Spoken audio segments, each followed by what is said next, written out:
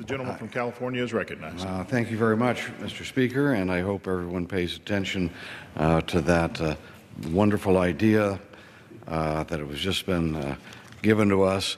These special orders play a role here in that we do permit ourselves the opportunity to hear from people with a little bit more than 1 minute to talk about it and who have issues that are significant and would like to bring them to the attention of the American people and, of course, to their colleagues here in Congress.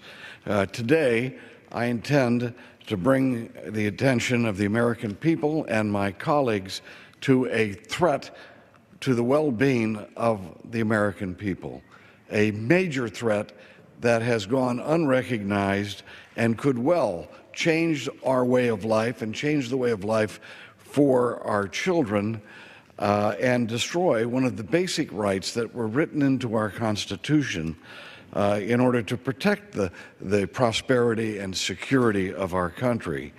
I'm talking about changes that are being proposed in our fundamental technology law, in our patent system.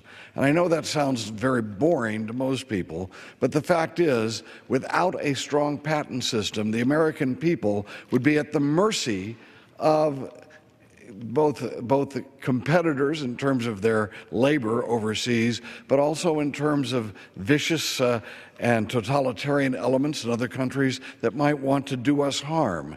It is our ability to produce the technology that America needs in order to make our people competitive and to produce the wealth that's necessary for a decent standard of living that has made America the great country that it is.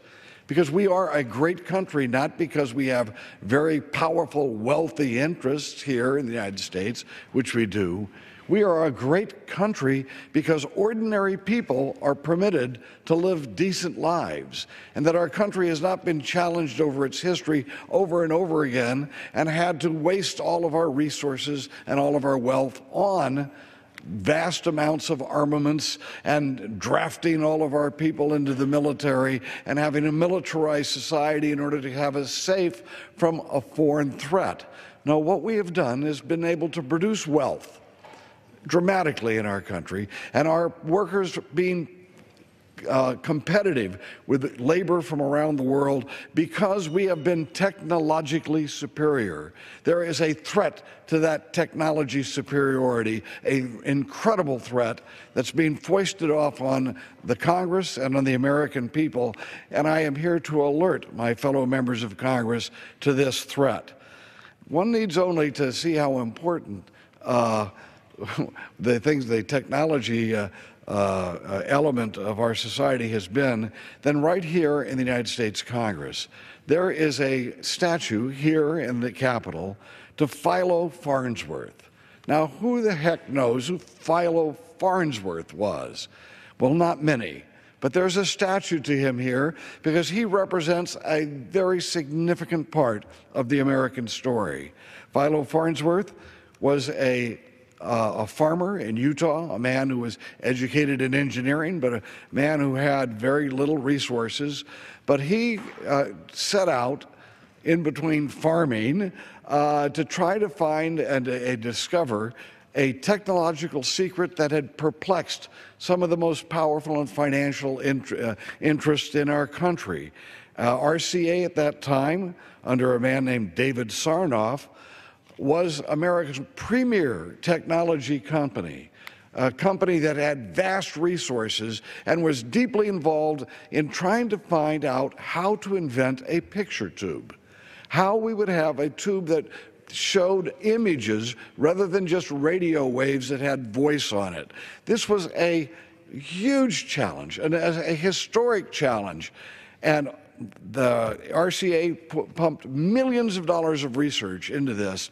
But the one who discovered the secret was Philo Farnsworth, an independent inventor, a man who was a farmer in Utah, who discovered the secret and then wrote to RCA, very naively believing that this big corporation would honor his discovery and permit him to have the benefit, or at least a benefit, from this discovery.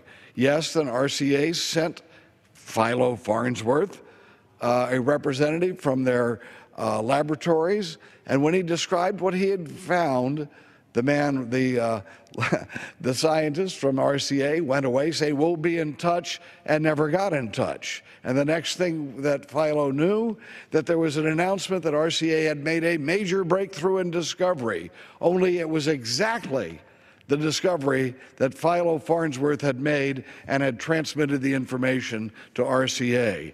This became one of the great jury and the great legal battles of the early 20th century. Philo Farnsworth, an individual person, was up against the most powerful American corporation of the day, RCA, and had one of the strongest and toughest leaders of that corporation, David Sarnoff, vowed not to give him a penny, not to recognize, because it was RCA that actually came up with this. Philo Farnsworth was able to mobilize support behind his claim. He was able to have people invest in his lawsuits, and slowly but surely they made their way through our court system all the way to the Supreme Court of the United States. And God bless the United States of America.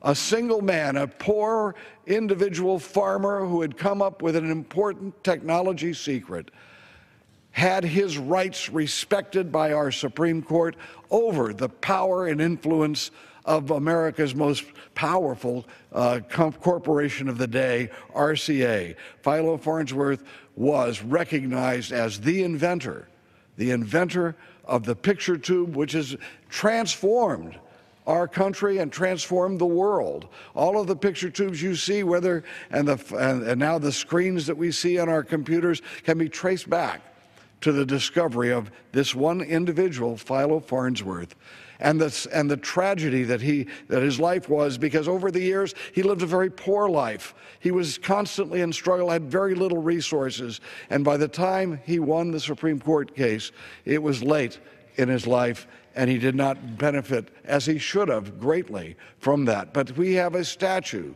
to this wonderful American, a man who stands for what America stands for, using technology to benefit the people, not just to enrich huge corporate interests.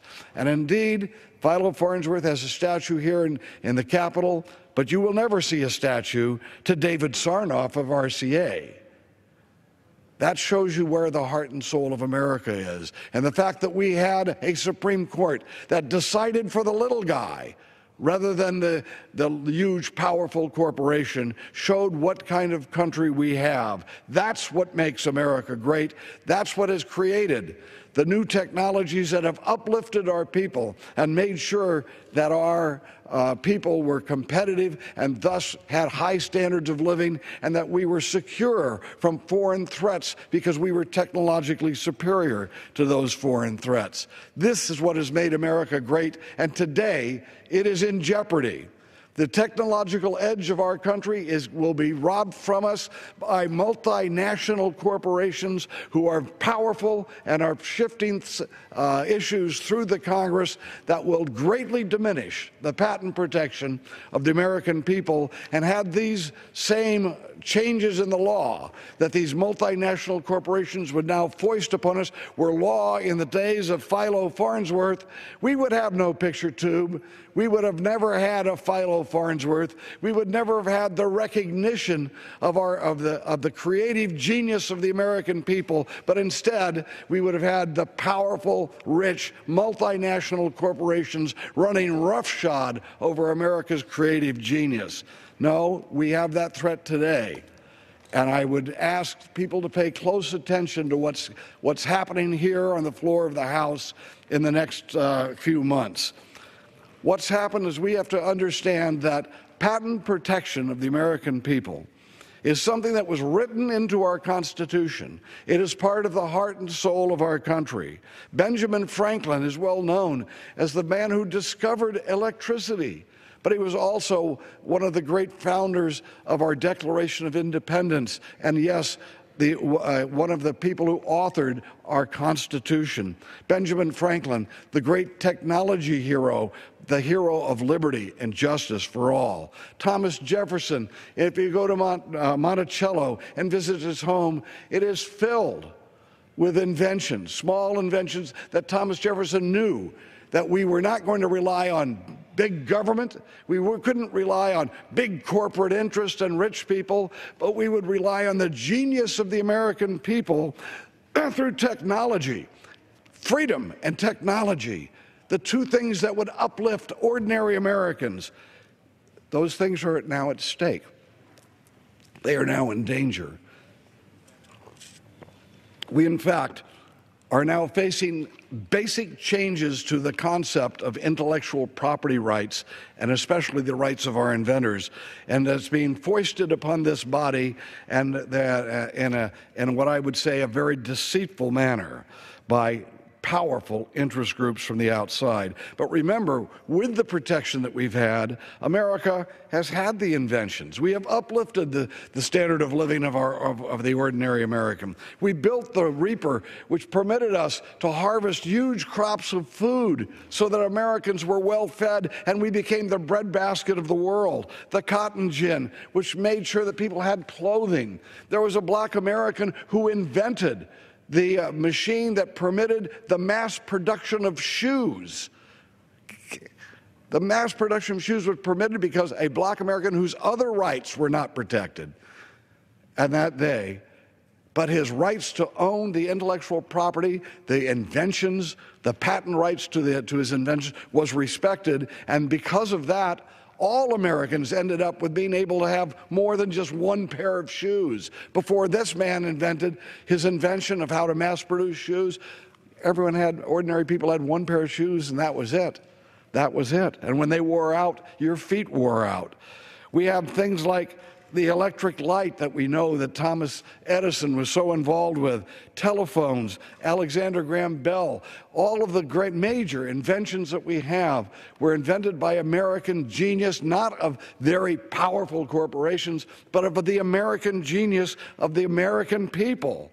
And what we have always had, however, is a situation where big guys did try to steal the creativity of the little guy. But in our country, they couldn't get away with it. In our country, the Philo Farnsworths knew that they would be protected if they created something that uplifted their fellow man. So Americans and American genius was put to work as never before in any country's history to make sure ordinary people, and especially our working people in our factories and our companies, could be competitive with those factories and companies and the workers overseas. Our people don't work harder than the people overseas. That's not what made us a great country. The fact is, people work really hard all over the world, especially in third world countries where people live in utter poverty. They work really hard, but it is the technology that is put into play.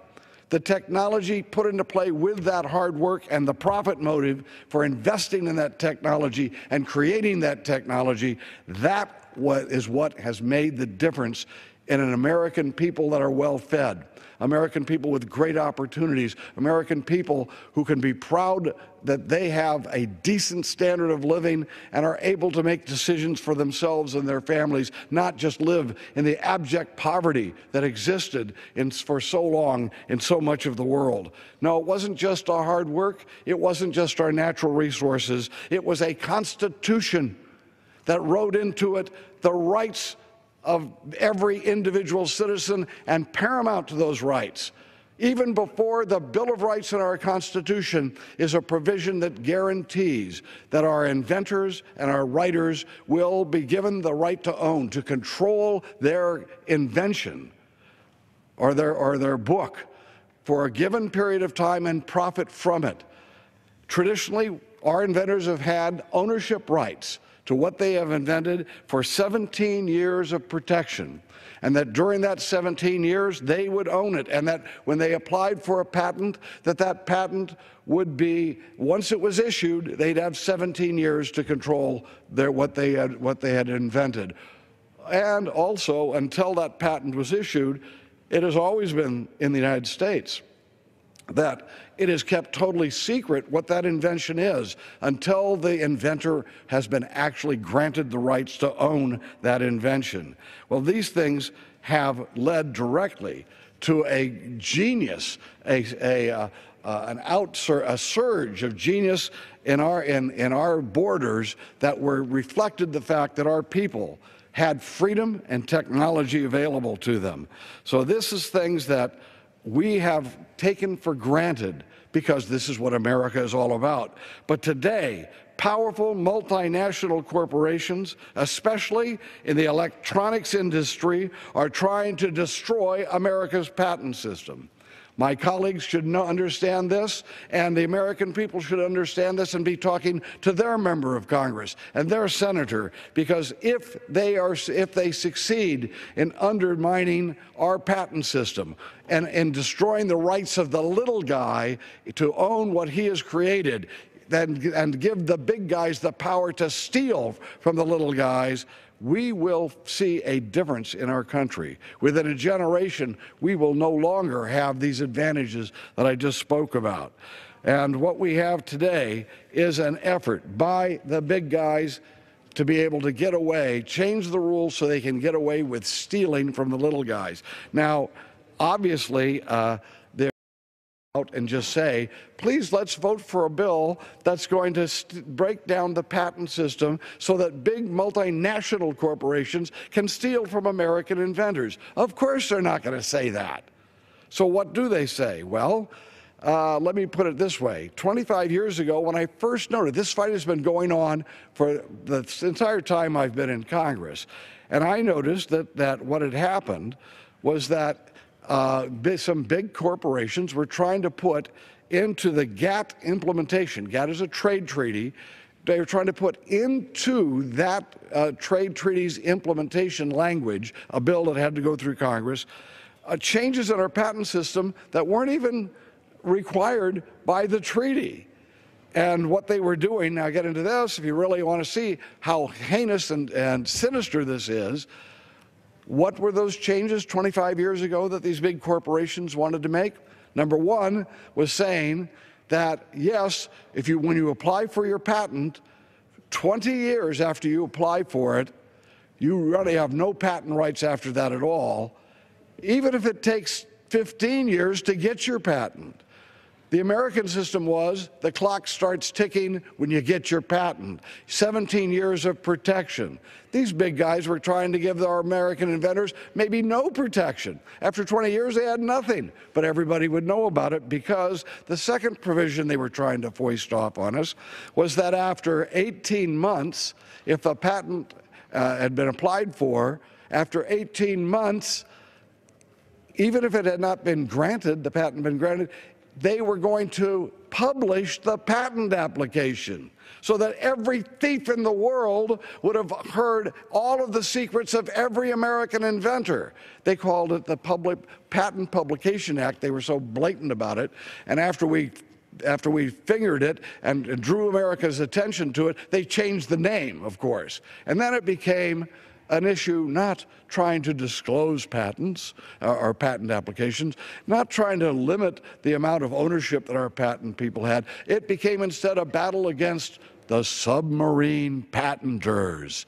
That's what they called it. That was the boogeyman that was created at that day in order to get people here to vote in a way that would destroy the patent rights of the American people, the patent rights that I just outlined. Both of those were going to be eliminated. We're going to have, instead of no disclosure, you will have full disclosure of your patent application even before you're granted the patent, and you're not guaranteed any specific time, but your patent was going to run out after 20 years, even if you had never had any time to protect it. That's what they were trying to do, and we managed to stop them. We put a coalition together, bipartisan coalition. Marcy Kaptur of Ohio and myself have been active on this issue for the last 25 years, trying to thwart these huge corporate interests who are trying to neuter the rights of the little guy, of the small inventor, of the independent operator. And how did we stop them that very first time? Well, we added an amendment on that said, these changes that are being foisted on us today, are being voted on today, only apply to companies that have over 100 employees. And all of a sudden, those people who are advocating this, saying, oh, this will be good for everybody, especially the small inventor, all of a sudden they had to withdraw the bill. Well, if it was so good for the little guy, why would they withdraw the bill? Well, they withdrew the bill because the bill was aimed at helping huge corporate interests to step on the little guy in the United States. And we defeated that, but we've been fighting for 20 years. And this year, it looks like we have lost the leverage that we had to defeat these powerful special interests. That's why it is important for the American people and people involved in technology development to pay attention to proposals that are being made here in the House and in the Senate concerning intellectual property rights, especially concerning the patent rights that our people have enjoyed, as I say, since the founding of our country. Today we have a bill that's being presented, and again, it can't be presented on how do we destroy the patent rights of the average American. They have to find something that sounds so sinister that they can set up a straw man. The straw man, they'll say, look at him, we're going to beat him up. That's what this bill is about. Just like they said submarine patents were the reason why they had to eliminate the right of the small inventor to a guaranteed term or to have confidentiality in his patent application like before. That was a submarine patent. Well, now they're not saying that. They've had to come up with a better term that is even more frightening and sickening than submarine patent. And it's the cynical nature of this type of debate on an issue was demonstrated by the fact that a corporate leader who was on the other side of this issue than I am, has now changed his position and come to me with a description of how the words patent troll came about. Because now we hear we've got to change the law, not for submarine patents, but now because of patent trolls are preying on the American people. They're draining us of funds and enriching themselves, these patent trolls. Well, where did that word come from? This gentleman that I'm talking about was in a meeting with the heads of some very powerful corporations. They sat around in a circle to decide what term they should use. And he said to me, well, I recommended patent pirate. Well, that wasn't sinister enough. So they came up with patent troll.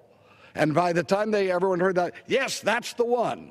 Well, why is it the one? Because it sounds so sinister that it's going to be able to blind people as to who the real victim is. No, we're out to get the patent troll, but it's the little guy, it's the small inventor, it's the independent inventors that are going to be damaged severely by an attack on the patent trolls. Now, what is a patent troll? By what they're trying to tell us. Patent troll, we keep hearing the argument that there are people in our society that are using, they're using basically patents that are not really good patents. They're patents that really are not legitimate patents. And they are using these to create litigation that will enrich the lawyers, the patent trolls, because the patent trolls just reach out with some illegitimate patent claim, and then they have to get paid off or they have to go to jail. Well, how much of this is there? There is some of that. But let us note this. There are frivolous lawsuits throughout our entire system. There are frivolous lawsuits in almost every endeavor in the American economy. But there are also legitimate lawsuits. There are people who are really damaged and deserve to have the right to sue somebody. The equivalent, the law that we are facing now that is being proposed here in Congress for a patent law is the equivalent of eliminating the right of people to sue someone who's done damage to them in order to prevent a frivolous lawsuit from happening. Do we really want to neuter the rights of people because some people abuse the system. You're going to take the 90% of the cases where it's not being abused, or 95% of the cases where it's a legitimate suit, and eliminate that right in order to handle the frivolous suits. That's what's happening, although we're being told that all of the suits are frivolous and that the inventors are being portrayed as money grubbers, these guys trying to take advantage of these big corporations. Yeah, right. The little guy's trying to take advantage of the big guy, and that's why we've got to pass a law that dramatically restricts the rights of the little guy to deal with an infringement by a big corporation. What this bill is, H.R. 9, and it's waiting to be brought to the floor. It could be brought to the floor in the next week, month, 2 months. We don't know yet. This bill dramatically undercuts the rights of legitimate patent holders to enforce their patents. The patent troll element comes in with this. Today, if you're a small inventor and a large corporate interest has been infringing on your invention, that you own it for 17 years, after that, by the way, everybody can use it for free, but during that 17 years, you have a right to be compensated for the fact that you are the one who discovered this. You invested your time and your effort and your scarce resources in order to come up with this new discovery. Yes, and they have a right then to try to bring, if a large corporation is using it without paying them royalties, they have a right to bring suit. But many of them don't have those resources. They don't have any money. They are indeed independent and small inventors up against corporations that are worth billions of dollars, and I might say multinational corporations. These aren't just Americans, David Sarnoff. A lot of these corporations we're talking about are multinational corporations, and they have nothing to do with the American interest. They have everything to do with their interest of making money for their stockholders and their company, which is a multinational, which is global in scope and not an American company necessarily. So we're going to undercut American inventors' rights to try to enforce their patent from being stolen by multinational corporations. That's what this bill does. And this is, to me, in my 25 or 26 years here in Congress, is the best example of crony capitalism that I have ever seen. What is crony capitalism? That's when we pass laws and we set up regulations that are aimed at what? Helping the big guy in relationship to the little guy. Crony capitalism is when the little guys pay and end up having their rights trampled upon, but the big guys are protected by different laws and clauses that we put into law here in Washington, in the House and in the Senate. Well, the boogeyman this time, as I say, is the patent troll. The patent troll is what? The patent troll is someone, although I wouldn't call him a patent troll, I'd say there is a person who is willing to join with a small inventor or independent inventor to see that his patent is enforced. We're not talking about phony patents. We're talking about legitimate patents. We're not talking about frivolous claims. We're talking about legitimate claims to patent claims of an inventor, but the inventor does not have the strength to enforce that against a big corporation that has unlimited budget.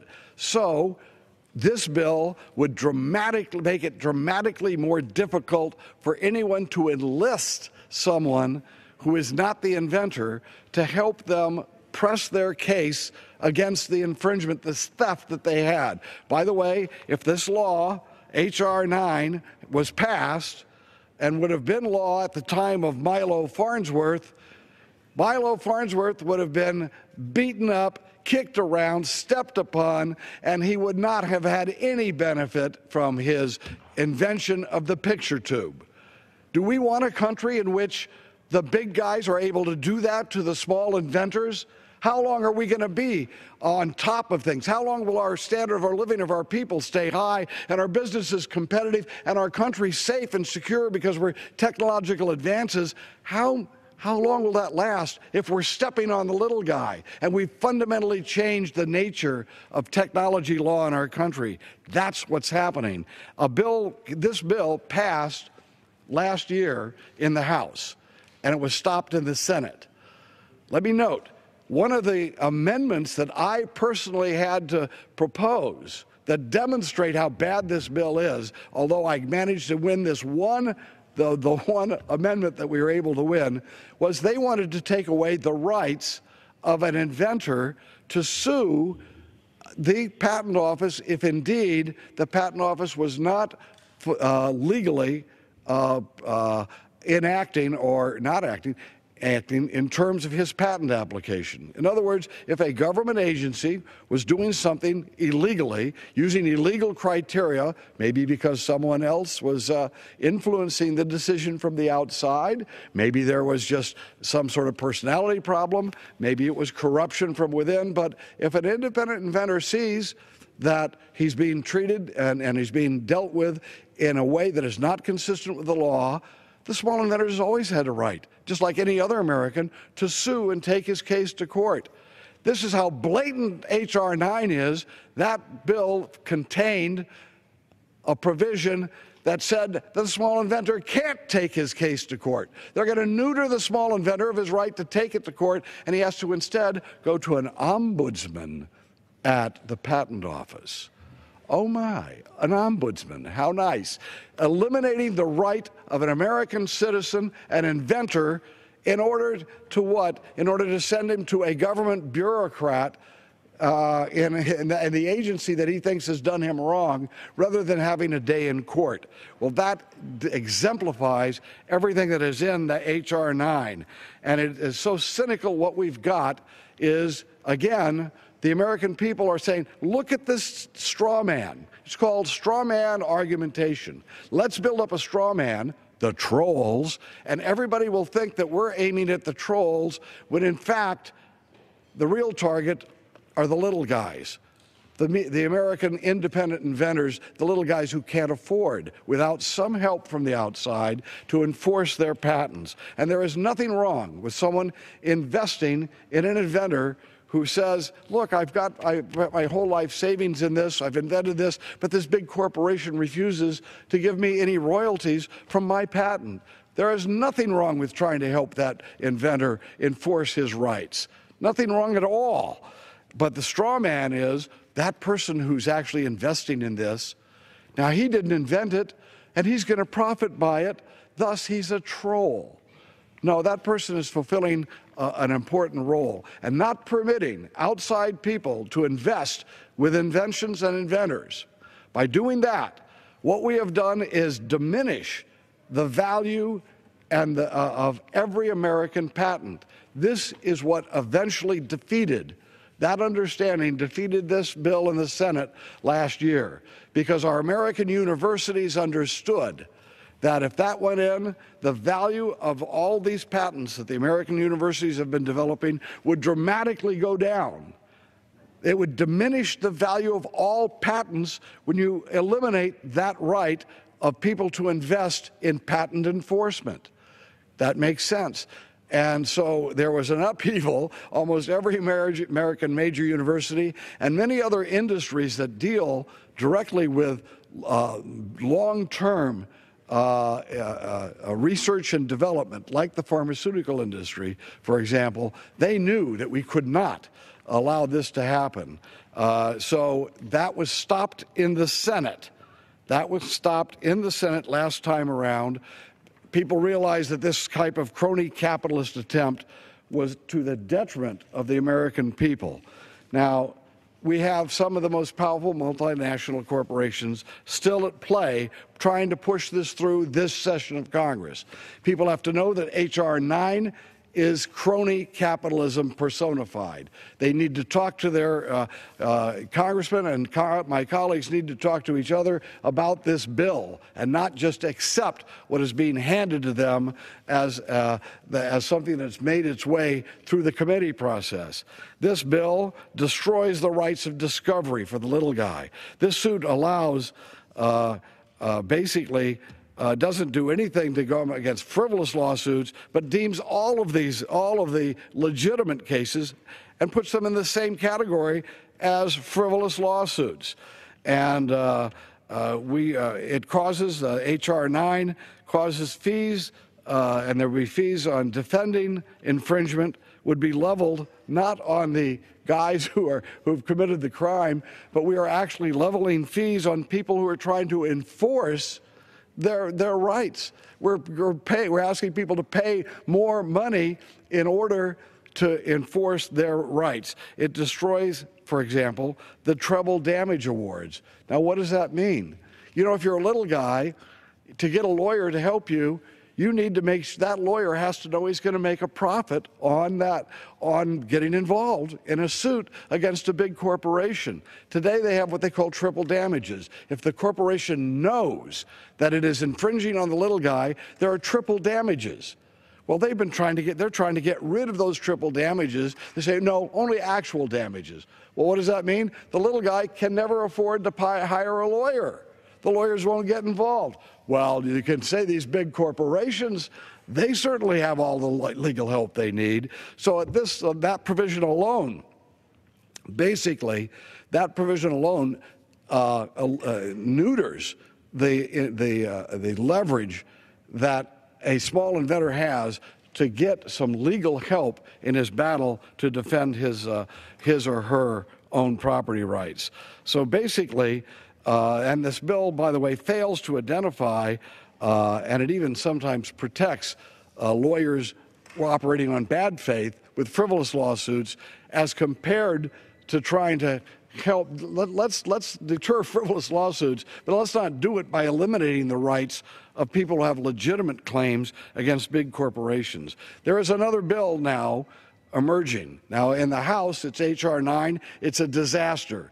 We need to make sure people know that the American people have been tipped off, and we're not going to let major, huge corporations like Google, which is one of the main groups behind this, to try to rip off these little guys.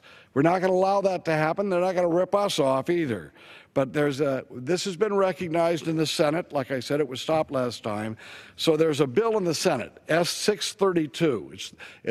Senator Coons has put this bill in. This bill reasserts the condition of willful infringement. So basically, it reinforces the idea that if a company is willfully infringing, this is something that is absolutely that someone needs to be paid for and compensated for because someone intentionally stepped on their rights. It gives the PTO the discretion to award damages in these cases when you see that a big company has willfully simply said, well, ignore the fact that this group that we know this group invented it. Ignore that. Just go ahead, and if they try to sue us, we'll step on them, or we'll get the rules of the game changed in Congress so that they don't have a chance to sue us.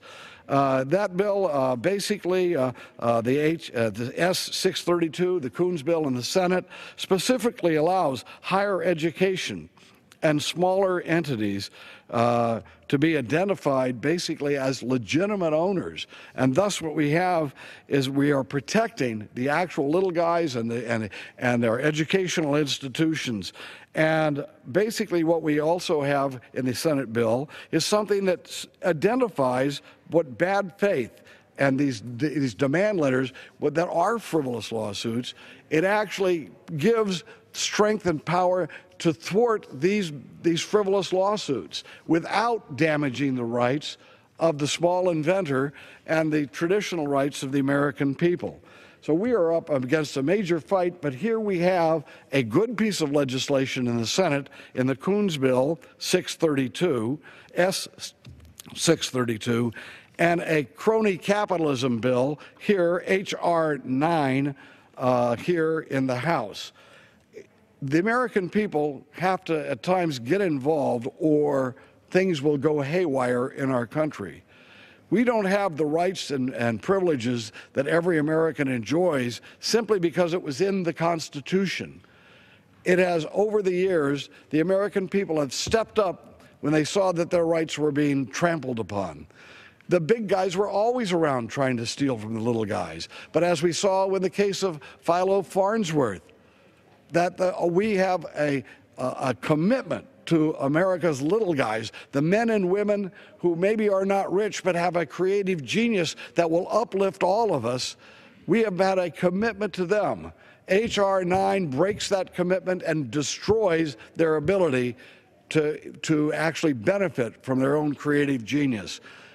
I would ask my colleagues to spend time reading H.R. 9 and considering that the straw man argument that this is the trolls, we got to do this to do the trolls, get beyond the slogan and see what effect it will have, and ask small inventors, independent inventors, and educators what impact the changes in H.R. 9 will have. And once they do, and once they understand, the legislators here in the House understand the damage that this will do to the American people and how the little guy is going to be stepped upon, they will vote against it, but they have to have their attention drawn to this. People are busy here in Washington. The biggest problem is getting the attention of our colleagues to pay attention to a bill like H.R. 9. That's part of what the citizenry has to do if our process is going to work. They need to be talking to their congressman. They need to be talking to their senator. Whether you're an educator and you deal with patents of your education institution, or whether you're an independent inventor and have an idea that will make Americans more productive and more competitive or make our country safer, you're the treasure house of this country, and they're trying to destroy that treasure right now.